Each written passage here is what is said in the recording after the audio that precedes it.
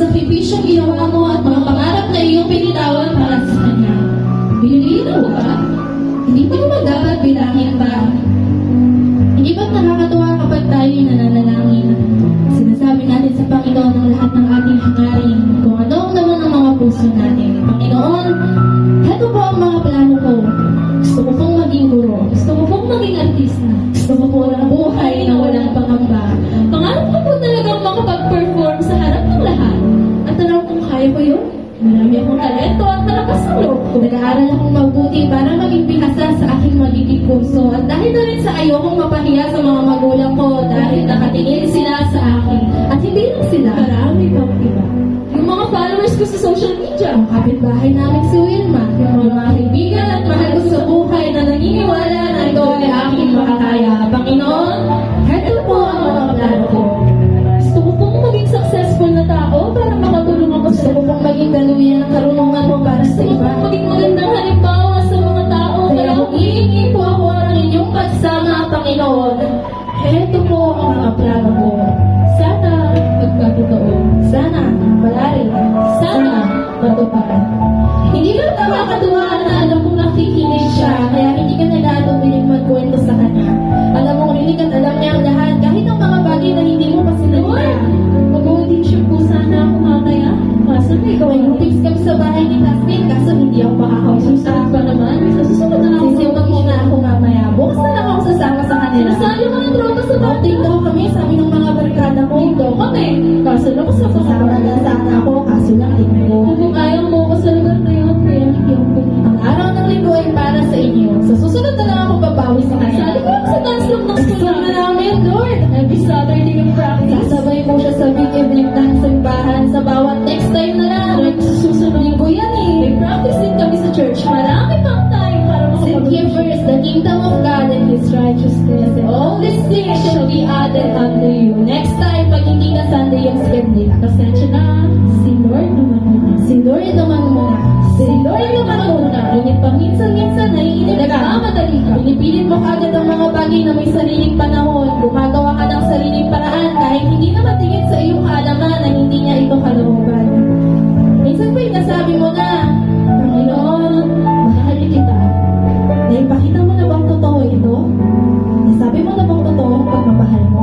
Sabi nila, kapag nagmamahal, nagpapaunay. Minsan kailangan magbaliwala kasi pipiliin mong magsakripisyo.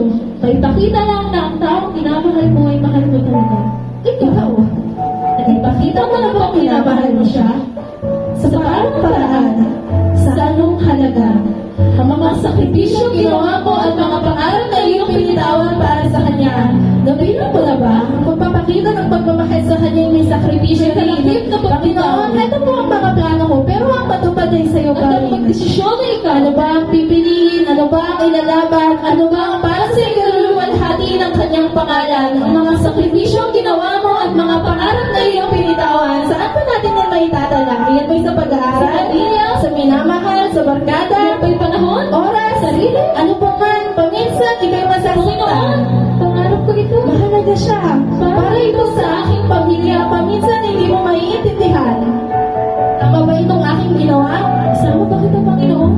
Bakit hindi kita paminsan, iiyak ka na lang? Hindi mo pwedeng akin na lang sa isa? Pwedeng itago ko na lang itong pabawag na sa silang alabas. Para kang naliligaw. Para kang pinaglalaruan. Makakaranas ng audio ka na balikan na lang ang iyong tinalikuran. Marahil maisip mong nalulugi ka lang. Bumulagin ka ng sarili mong pakiramdam. Tatayain ka ng kaaway sa iyong isipan. Kaya nga nais ng Diyos na ikay paalalahanan kapag sa kanya mong ginawa, hindi ka lugi kailanman. Ang mga bagay na iyong pinitawan na lang ba, palagi mong maaalala?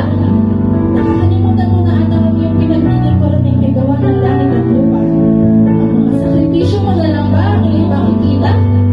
Bakit? Matutungbasan ba neto ang kanyang ginawa?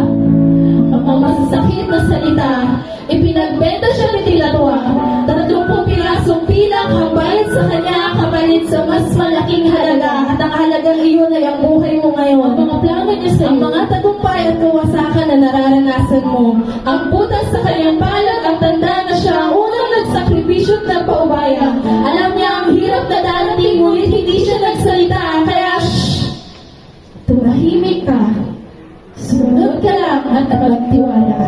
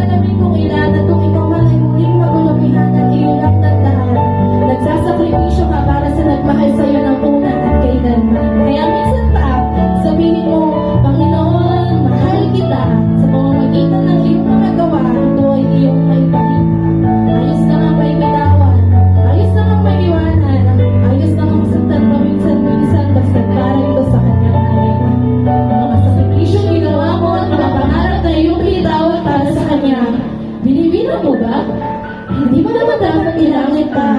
Mahal ka ng ama, mahal ka niya. Hindi mo kailangang mag-alala. Sumunod ka lang at magtiwala. Sa Diyos po lahat ng kapuli.